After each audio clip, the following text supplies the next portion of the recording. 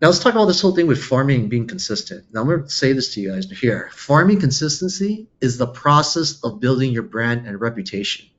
I have a lot of agents that come to me. The first question I ask them is, "Hey, when's the last time you sent out a postcard that markets your services?" First thing they say to me is a few months ago, right? Because it's So hard, Gio. It's just so hard to remain consistent.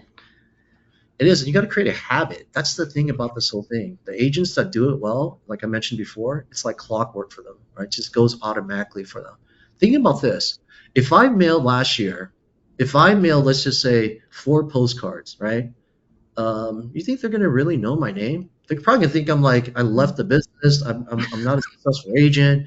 I mean, how many times have we heard that from agents where they go, "Hey, yeah, they actually thought I was out of business or whatever the case was," and 2 years later they never called me back, or a year later, Yes. Well, and my friend, I loved getting her postcards every single month because then I knew what was happening in the area. I knew what was happening with her. And then all of a sudden it just stopped and I didn't get one for a few months. And I actually reached out to her asking if she retired. I wasn't sure if congratulations were in order and she said, oh no, she just wasn't, sure if the farming to that community was worth it anymore or not. And it's like, hello, I thought you retired.